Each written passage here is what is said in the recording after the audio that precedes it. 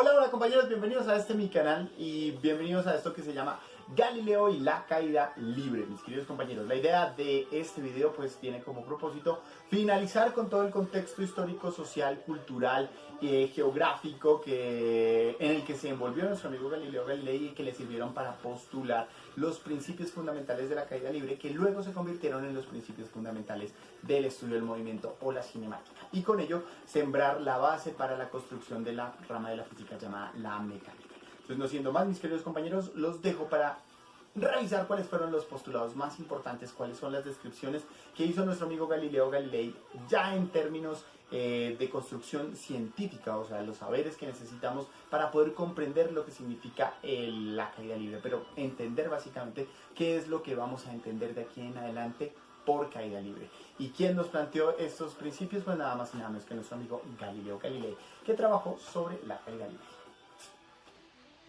Ok, compañeros, entonces comencemos con lo que fue el señor Galileo Galilei y su comprensión del movimiento de caída libre. Entonces, mis queridos compañeros, habíamos visto cómo el señor Galileo Galilei, luego de todo un proceso de observación, de experimentación, de análisis, logra sembrar algunas condiciones, algunos postulados para poder describir lo que es el movimiento de los cuerpos que caen. ¿Listo? Esto le sirvió al mundo en su momento para empezar a cambiar la forma en la que se concebía el entender de lo que nos rodeaba, o sea, el entender la naturaleza. Antes, como habíamos visto, la gente entendía y podía comprender la naturaleza simplemente a través de los sentidos y poniéndole un poco de lógica. Habíamos dicho que esa era como la estrategia que tenía nuestro amigo Aristóteles, pero no es porque la lógica de Aristóteles fuera simple, por contrario, es una de las lógicas más complejas que hay, porque el man era un teso también, o sea, eso no podemos dudar. El man era un teso. Pero resulta que nuestro amigo Galileo Galilei empezó a decir que el conocimiento tenía que empezar a tener cierta condición. Primero tenía que ser observable, tenía que ser experimentable y tenía que ser analizable y producir unas conclusiones, pero además tenía que ser modelable, que significa que yo lo puedo modelar bajo un lenguaje específico. Para él su lenguaje específico era la matemática y lo logró matematizar, o sea, describir a partir de estructuras matemáticas lo que es el movimiento, y eso para Galileo fue supremamente importante. Pero no solo eso, también lo logró a partir de la geometría, elementos matemáticos. ¿Listo? Hablábamos entonces que Galileo se enfrentaba a una condición y era que él decía que los cuerpos caían libremente. Pero caer libremente para Galileo implicaba una concepción de vacío. Cuando él se refería a libremente, estaba hablando de una condición particular que no le permitía a los objetos tener ninguna interacción con otra cosa, a lo que él llamó libremente. Pero caer libremente y no tener ninguna interacción con algo implicaba que los cuerpos no podían interactuar con su entorno, y no interactuar con su entorno, por más absurdo que sonara, era no interactuar con el aire que rodeaba las cosas.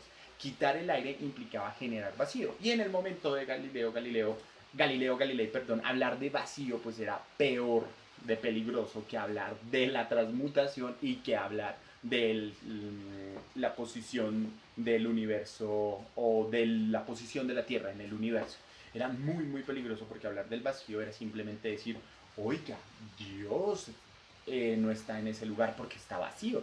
Entonces eso era peor porque estábamos dudando de la omnipresencia de Dios. Y para Galileo y la iglesia eso era bastante complejo. Entonces prefirió simplemente plantear algunos postulados. Esos postulados sirvieron para decirle al mundo, pilas, porque Aristóteles no está tan en lo cierto como nos lo han vendido. Hay algunas cosas que merecen ser replanteadas, y esas cosas merecen ser replanteadas a partir de procesos de construcción de conocimiento que permita comprender el mundo, pero bajo una estructura en la que se observa, una estructura en la que se experimenta, una estructura en la que logramos modelar lo que ocurre a través de la matemática, y una estructura que nos permite sacar unas conclusiones para poder entender lo que está pasando a nuestro alrededor.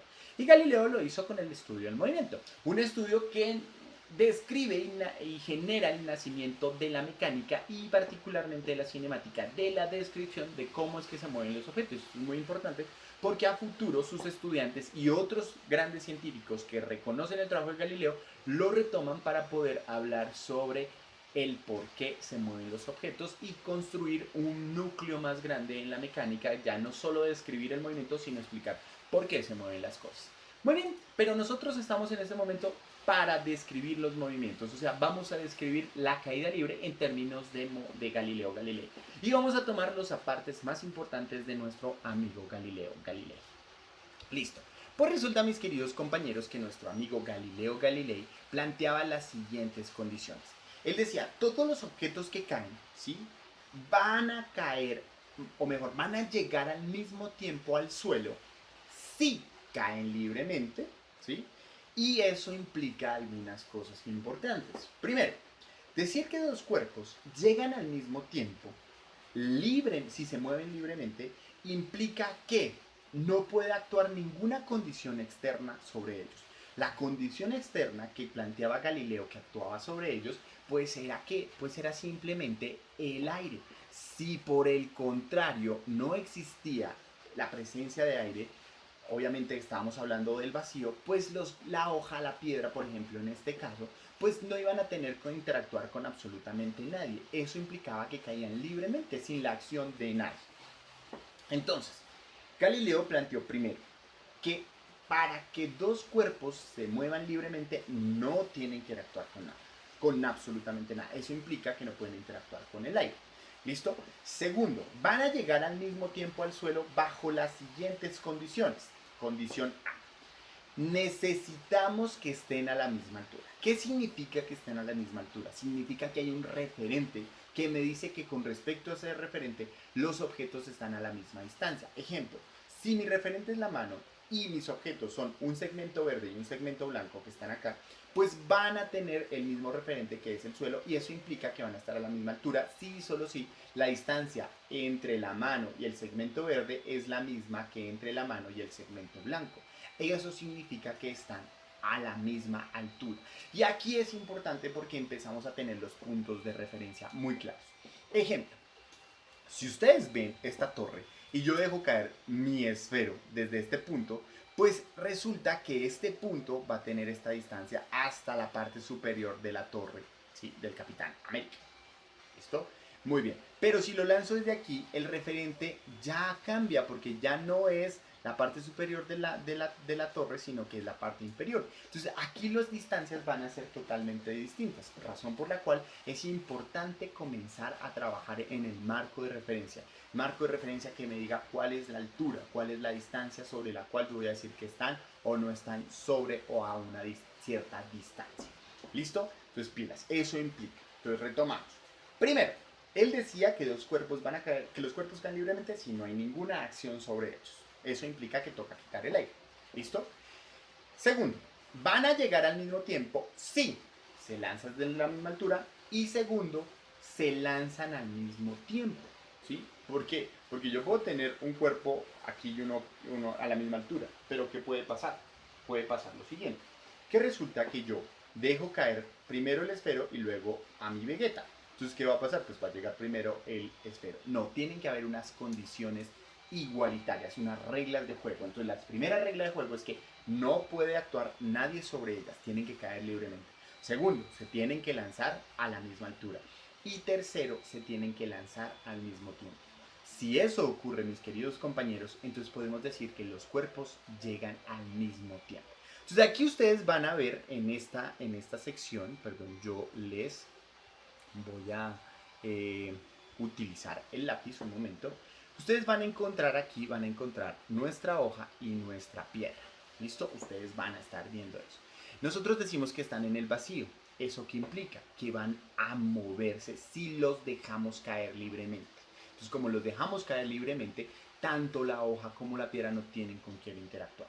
Se lanzan desde la misma altura con respecto a un referente, que vamos a decir que es la línea roja. Hay una altura, ¿sí? Es la misma para ellos.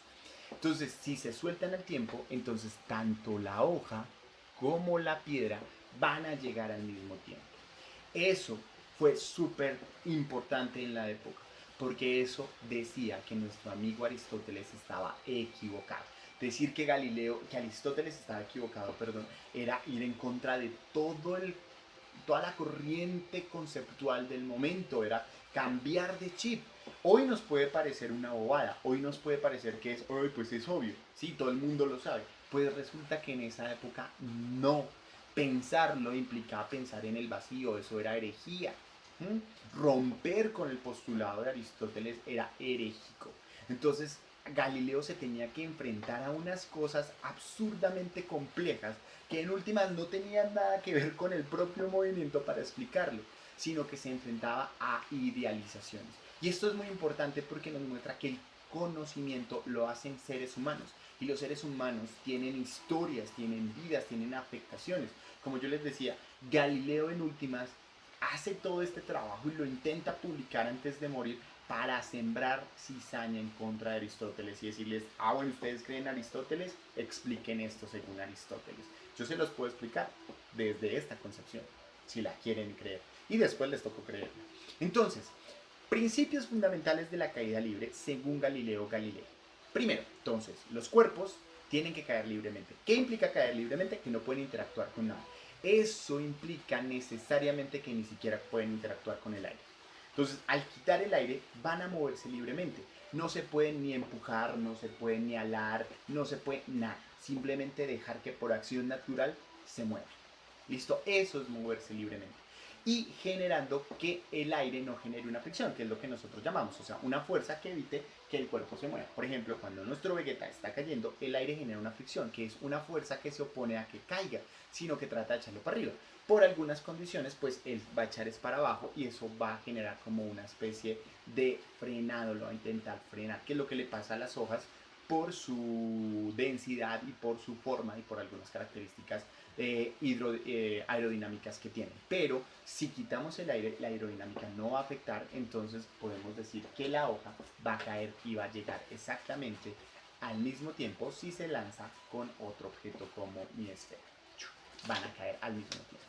Segundo, las reglas de juego tienen que ser para los dos cuerpos. El primer cuerpo tiene que caer libremente y el segundo tiene que caer libremente. Pero además deben lanzarse desde la misma altura.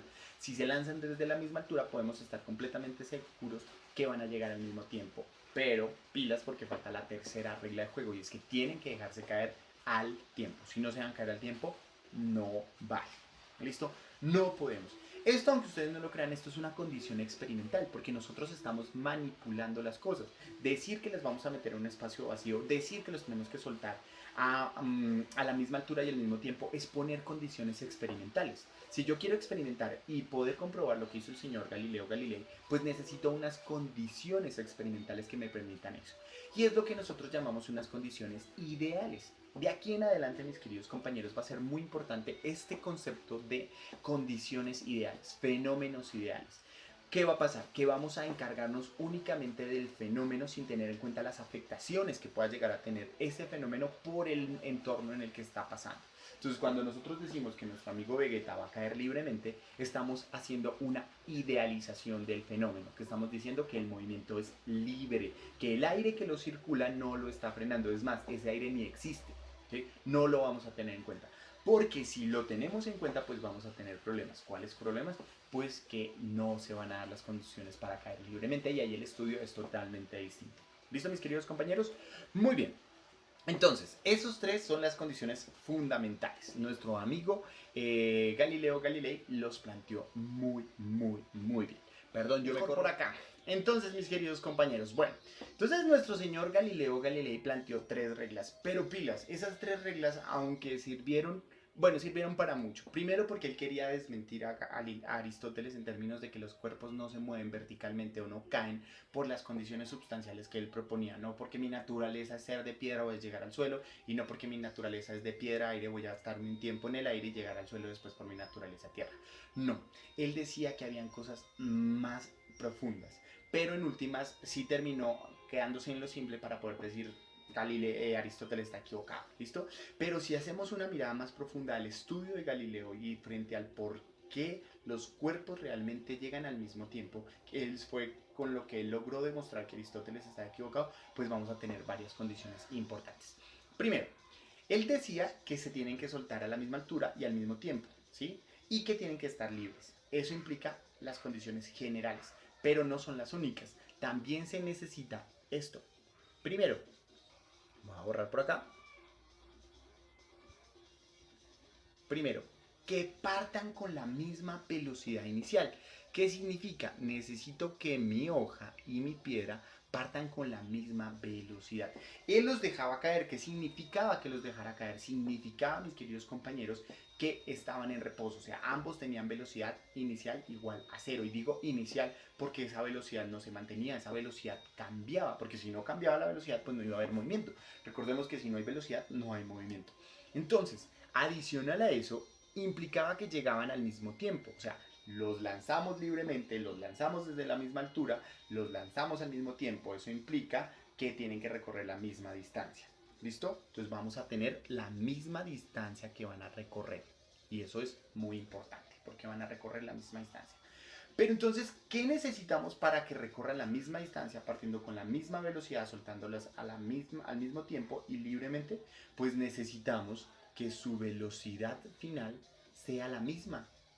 Porque si su velocidad final con la que llegan al suelo o llegan al punto de referencia no es la misma, pues ¿qué va a pasar? Que si yo hago que los suelto, ¿sí? Al mismo tiempo, con la misma velocidad, etcétera, etcétera, tienen que llegar al mismo lugar.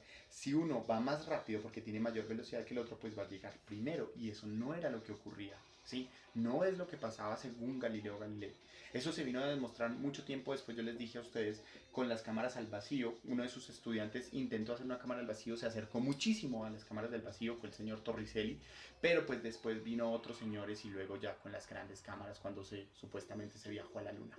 Pero entonces esto implicaba que los cuerpos, cuando caen libremente, se mueven primero verticalmente en una línea recta. Y esto es importante porque estamos diciendo que los cuerpos se mueven verticalmente en una línea recta. ¿Sí? Si ustedes se dan cuenta, aquí tenemos una línea recta y una línea recta. Describen una línea recta, o sea que es un movimiento rectilíneo que bajo las mismas condiciones, de la misma posición, el mismo tiempo, la misma velocidad inicial, la misma velocidad final, pues van a tener unas condiciones particulares muy importantes. La condición más importante es esta. Perdón, yo borro por acá y digo lo siguiente. Aquí borro por acá nuevamente. Y tenemos entonces esta condición. Si parten con una velocidad, pero esa velocidad cambia, significa que los cuerpos están acelerando. Nosotros ya hemos visto que la aceleración es el cambio de velocidad que tiene un cuerpo, que bien puede ser que aumenta o que disminuye. Y eso se observaba en la naturaleza. Ya sabíamos que los cuerpos se aceleraban, porque cuando yo suelto un cuerpo, aristotélicamente, galileamente y modernamente sabemos que los cuerpos los podemos observar que aumentan su velocidad. Entonces sabíamos que tenían aceleración. Pero ahora miren qué es lo que pasa. Que tienen que tener la misma aceleración. ¿Por qué tienen que tener la misma aceleración? Si yo tengo, por ejemplo, a mi amigo Hulk, tengo a mi amigo Thor, ¿sí? Y los dejo caer libremente, significa que si van a recorrer la misma distancia, van a gastar el mismo tiempo, van a partir con la misma velocidad y van a llegar al mismo tiempo, a la misma velocidad, significa que sus cambios de la velocidad tienen que ser los mismos. O sea, su aceleración es la misma. Tanto para Hulk como para Thor es la misma. Pero si nosotros metemos por aquí a un personaje más, entonces tengo al señor Batman, tengo al señor Thor y tengo al señor Hulk, y los dejo caer al mismo tiempo, todos van a recorrer la misma distancia, van a llegar al mismo tiempo. ¿Qué implica? Implica que los tres tienen la misma aceleración. O sea, todos tienen la misma aceleración. ¿Eso qué quiere decir? Que la aceleración tiene que ser una condición constante para todos los cuerpos que caen libremente. O sea que cuando un cuerpo cae libremente con respecto a otro cuerpo que también caiga libremente, implica que tienen la misma aceleración. O sea, la aceleración es constante. Para todos, todos tienen los mismos cambios de velocidad cuando se dejan caer libremente. Y eso le llamó mucho la atención a un personaje bien particular. No sé si lo alcanzan a ver por aquí, qué pena con el señor Newton, me voy a ubicar por esta parte. Este señor de aquí es el señor Newton. Él es inglés. Él tuvo unas condiciones totalmente distintas a las de Galileo Galilei. En Inglaterra se estaba presentando una revolución frente a la cristiandad o frente a la iglesia católica. Se empezó a formar la iglesia anglicana. Y en últimas, aunque no se habían separado por completo del Vaticano, sí tenían muy claro que el Vaticano no ponía reglas, no decidía sobre leyes, ni reinos, ni nada, sino que ellos tenían una libertad mucho más grande. Newton aprovechó esa libertad, aprovechó los trabajos de Galileo, aprovechó los trabajos de Torricelli, que fue uno de sus estudiantes, y empezó a construir su propia explicación. Y dijo, así, mire, como lo decía el señor Galileo, si yo tengo dos o más cuerpos a la misma altura, los suelto y que caigan libremente al mismo tiempo, pues significa entonces que va a ocurrir esto. Van a llegar al mismo punto, al suelo o al punto de referencia. ¿Eso qué va a implicar? Eso implica, mis queridos compañeros, que todos tienen la misma aceleración. El señor Newton la midió. ¿Qué significa? Que la cuantificó porque era cuantificable y le dio un valor, que es el valor de 9,8 metros por segundo cuadrado. Esto es muy importante porque estamos diciendo que las aceleraciones que presentan los cuerpos, o sea, los cambios de velocidad que presentan los cuerpos, cuando caen libremente son iguales para todos, son igualitos, o sea, sus cambios en velocidad son los mismos, bien sea cuando caen o cuando suben, porque cuando suben nosotros vemos que la velocidad va disminuyendo y todos presentan la misma condición. ¿Cuál condición? Una condición de desaceleración, que si la medimos y la calculamos nos da 9,8 metros por segundo, pero ya no positiva, porque cuando caen es positiva porque la velocidad aumenta porque caen más rápido, pero cuando suben la velocidad disminuye hasta cierta condición y se detiene. O sea que cuando caen los cuerpos aceleran, pero cuando suben los cuerpos frenan, que era lo que el señor Aristóteles llamaba como movimiento natural, por eso aumenta su velocidad, movimiento violento, por eso es su velocidad, porque no va en contra de su naturaleza. Pues resulta que Newton y Galileo Galilei dijeron no es por esa condición, es por otra condición. La condición es que hay algunos elementos que se conservan en la naturaleza. Ese 9,8 metros por segundo cuadrado es muy importante para nosotros porque actualmente se sabe o se le da el nombre de gravedad. Y pilas, estamos diciendo que la aceleración con la que los cuerpos cambian su velocidad cuando suben o cuando caen libremente es de 9,8 y la llamamos gravedad. Entonces cuando ustedes les pregunten qué es la gravedad, no van a decir que la gravedad es una fuerza. La gravedad es una aceleración que en la Tierra tiene un valor promedio de 9,8 metros por segundo cuadrado.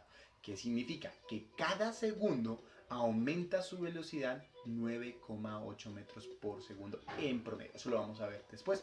Por ahora es importante decir que el que empezó a trabajar esa condición fue nuestro amigo Newton, ese que está por ahí. Listo, este señor empezó a cuantificar las cosas y empezamos a tener unas condiciones que son bien particulares, compañeros. Porque ahora sí, estamos diciendo que los cuerpos se mueven con una aceleración constante, que no cambia, que es la misma para todos los cuerpos. Bueno, entonces miren, los cuerpos que caen libremente, ¿sí?, se mueven con una aceleración que es constante, que se describen un camino recto, ¿sí? Entonces quiere decir que estamos hablando de un movimiento, porque hay un cambio de posición, rectilíneo, porque la trayectoria es recta, pero acelerado, uniforme, porque presenta una aceleración que es la misma en todos los cuerpos. Entonces el señor Newton nos dice, con el trabajo del señor Galileo Galilei, que los cuerpos que caen libremente se mueven describiendo un movimiento uniformemente acelerado, pero con una condición, que como ya no es horizontal sino es vertical y para esa condición ya está la aceleración, entonces la aceleración es la misma para cualquiera y ya no la tenemos que aprender siempre. Entonces, mis queridos compañeros, para ir cerrando, pues básicamente nuestro amigo Galileo Galilei lo que hizo fue plantear las bases de lo que es la cinemática y posteriormente lo que se convertiría en la mecánica, toda la comprensión que tenemos sobre el movimiento. Esto fue muy importante para la ciencia moderna, para la física y para el estudio de la naturaleza y de los fenómenos naturales, mis queridos compañeros. Entonces, no se les olvide, básicamente, para hacer una síntesis, pues decimos que nuestro amigo Galileo Galilei, padre de la cinemática, describe la caída libre, pero plantea unas condiciones particulares, y es primero, que los cuerpos tienen que caer libremente. O sea, quiere decir que no puede haber ningún tipo de acción sobre ellos. ¿Eso qué va a implicar, mis queridos compañeros? Implica una condición en la cual no podemos tener en cuenta. De aquí en adelante, mis queridos compañeros, pues vamos a trabajar bajo la condición idealizada. ¿Qué significa que vamos a trabajar con una condición idealizada? Que si tengo a mi amigo Hulk y yo lo dejo caer, no voy a tener en cuenta la afectación que tenga el aire sobre él, porque el aire genera una fricción es una fuerza que se opone al movimiento. ¿Qué quiere decir? Que si el señor cae, se mueve hacia abajo, la fricción va a actuar hacia arriba, pero si el señor sube, la fricción va a actuar hacia abajo. Siempre se va en dirección contraria al movimiento, y esto es importante porque lo que va a intentar es frenarlo. ¿Listo? Pero entonces si lo intenta frenar significa que la condición no es de libertad, no tiene un movimiento natural libre, sino que tiene una condición. Entonces, queridos compañeros, de aquí en adelante vamos a utilizar el concepto de idealización. Nos vamos a enfocar únicamente en el fenómeno sin analizar sus afectaciones. Por eso cuando trabajemos caída libre, nosotros vamos a hablar de los cuerpos que caen y vamos a omitir la acción del aire, la acción de cualquier otra cosa, ¿listo? Que no permita que el cuerpo caiga libremente porque necesitamos idealizarlo.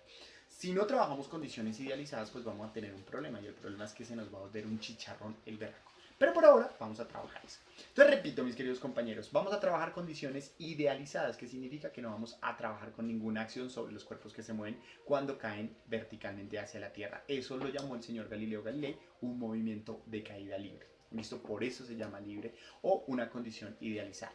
Entonces, primero, tienen que caer libremente. Una condición idealizada donde no participa ninguna acción sobre ellos. No hay nada que los jale, no hay nada que los empuje, no hay nada que los frene, no hay nada que los acelere, más allá de su condición normal. ¿Listos? Segundo, si los cuerpos se dejan caer a la misma altura, van a llegar al tiempo al mismo lugar, bajo la condición de que tienen que partir con la misma velocidad. Eso implica que poseen la misma aceleración. A esa aceleración el señor Newton la llamó la gravedad, como una aceleración. ¿Por qué le llamó gravedad? Porque en su época él trabajó sobre los aspectos gravitacionales y se dio cuenta que ese 9,8 salía por aspectos gravitacionales, pero no por cualquier movimiento gravitacional. No, en general por uno. Uno que es el de la Tierra. Y esto es importante aclararlo. Primero, no es una fuerza, la fuerza es otra cosa. Cuando hablemos de fuerza gravitacional hablamos de otra cosa. Cuando hablemos de aceleración gravitacional hablamos de gravedad. La aceleración gravitacional es simplemente la velocidad, cómo cambia la velocidad en un marco masivo, en un cuerpo masivo, en nuestro caso sería la Tierra. Pero si cambiamos de marco como la Luna, la gravedad en la Luna no va a ser la misma porque no tiene la misma masa que la Tierra. Entonces, esa aceleración va a ser totalmente diferente.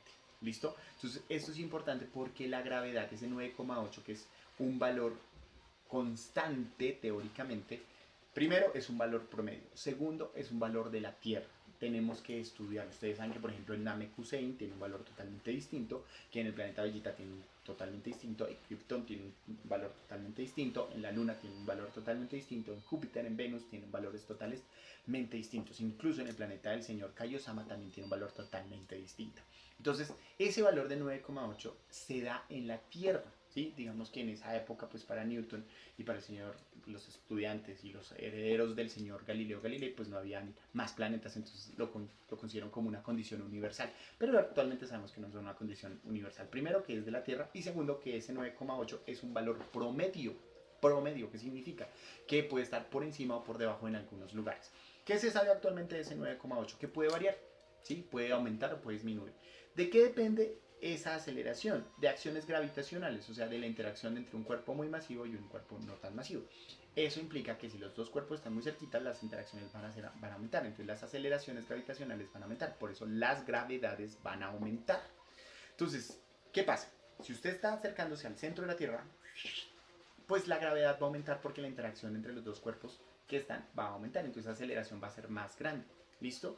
¿Eso qué implica? Que la Tierra no va a tener en toda su superficie los mismos puntos, porque como ustedes saben, la Tierra no es perfectamente esférica. Entonces, con respecto al centro de la Tierra, el polo está mucho más cerca, ¿sí? Entonces, ya alcanzan a ver aquí, el polo está mucho más cerca que el ecuador, que está por acá. Entonces, hay una mayor distancia acá y hay una menor distancia acá. ¿Qué quiere decir? Que los que están en el polo están más cerca del centro de la Tierra, los que estamos en el ecuador estamos más lejos. Aquí la gravedad es menor porque nos alejamos, aquí la gravedad es mayor porque estamos más cerca. ¿Listo? Por ejemplo, ¿eso qué implicaciones tendría? Tendría las siguientes implicaciones. Cartagena no tiene la misma gravedad que Bogotá, porque Bogotá está más alejado del centro de la Tierra. Para nosotros es muchísimo, 2.600 metros es muchísimo, pero en comparación al radio de la Tierra, pues no 2.600 metros de más de menos no es mucho. Entonces los cambios no son tan notorios. Más o menos en Bogotá está como de 9,77 y en Cartagena está como de 9,81. Sí, más o menos cambia esto. Recordemos que Cartagena tiene mayor gravedad por eso. Entonces cuando usted vaya a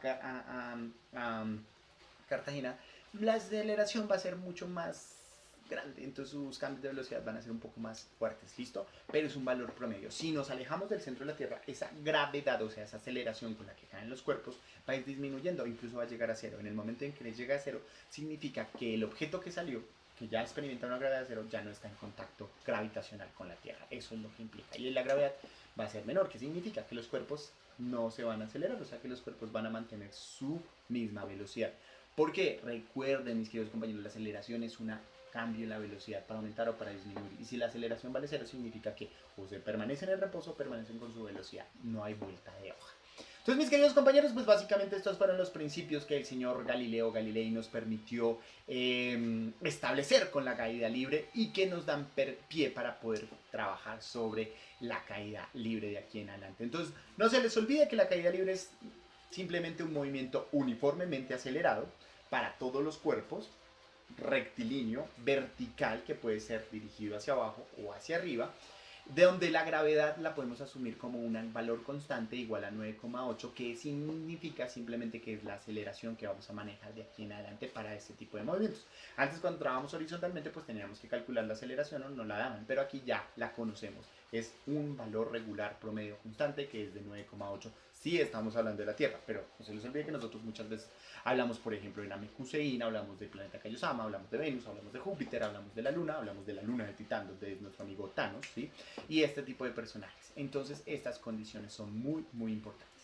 Y así, mis queridos compañeros, pues es como el señor Galileo Galilei nos ayudó a describir lo que es la caída libre. Sí, ustedes dirán, qué pendejada, pero en su época decir esto, plantear esto, para que hoy en día logremos decir, pues nos hubieran dicho que era un movimiento uniformemente acelerado y nos hubiéramos evitado todo este tipo de cosas.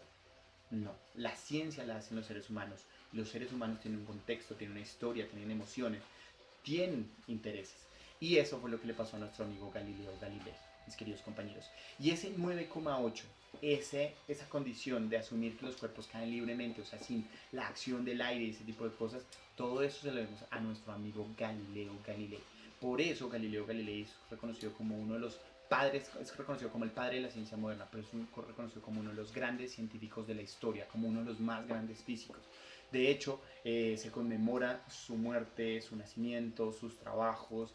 Hay observatorios, hay telescopios, hay constelaciones, hay un hijo de mil cosas con el nombre de Galileo Galilei. Y aquí le da la batuta a uno de los más grandes de la historia científica, que es el señor Newton, que a ese lo vamos a trabajar después, mis queridos compañeros. Entonces, no siendo más, mis queridos compañeros, no se les olviden cuáles son los principios fundamentales de lo que es la caída libre, qué tenemos que asumir para eso. Mis queridos compañeros, pues esto es por ahora todo. No siendo más, mis queridos compañeros, los dejo, nos vemos la próxima clase.